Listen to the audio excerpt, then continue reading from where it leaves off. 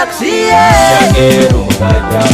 Nendaxie Bari manaram saramaso Bari manaram saramaso Hira isan'ny malaza amin'ny hiran-drahavana ilay hoe andakozia. Izy no nandrombaka loka variété mihetsika taranja lehilahy tamin'ny mozika nalaza indrindra tamin'ny taona 20 teo, izay nokarakarain'ny RDJ mozika. Ny alahady 1 febroary 20 teo ity no nampahafantarana ny valin'ity hetsika iray ity tany Antananarivo. Ny firaisankinatsika ny tena nanosika azy hahazo ity loka ity ka nakasitraka izany tamin'ny alalan'ny rindrina ahafantarana azy ao amin'ny Facebook izy. Maromaro ny tavatarina tagnatin'io fisaorana io agnatin'ity vidéo ty aho mamerina fisaorana asika rehetrarehetra izay mpankafy indrindrindrindra koa ny namana nareo rehetrarehetra vidy tagnatin'igny fandarana RDJ igny.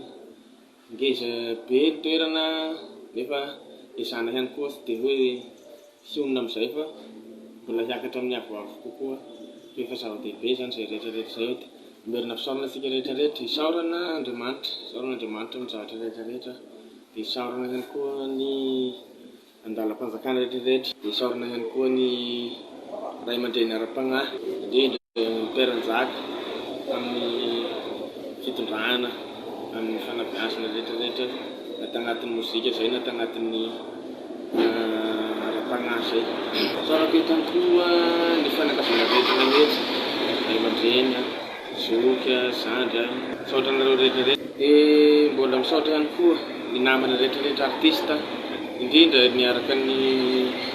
niaraka pesapesahatra amin'izay dia isaorana fitany isaorana erakoarasaina satria isany namolavola ngezabe ihany koa nareo zoky lahy isany zoky be dia be anatin'ny mozika.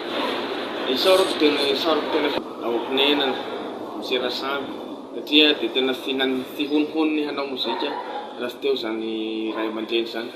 Isaorako be dia be izay ray aman-dreny izay satria dia trophée haza noho ny izay zavatra rehetrarehetra izay fa mampagnantena nareo rehetrarehetra fahavana fa tsy izanona eo fa anohy hatrany.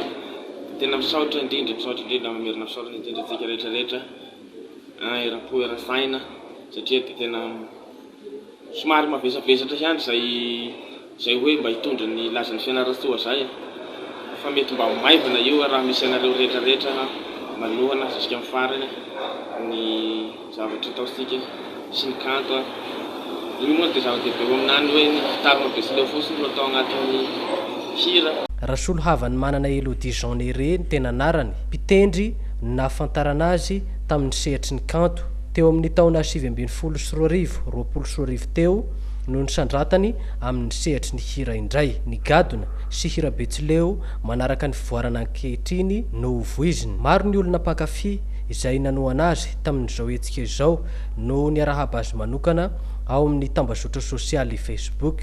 No nilazan'ity mpanakanto ny Fianaratsoa ity dia tsy afaka ao ambavany maro ny hirany, heno amin'ny lanonana maro samihafa ary ampiasainy hafa tahaka ireto mpitsioka mozika tao ampitatafika Antananarivo ity.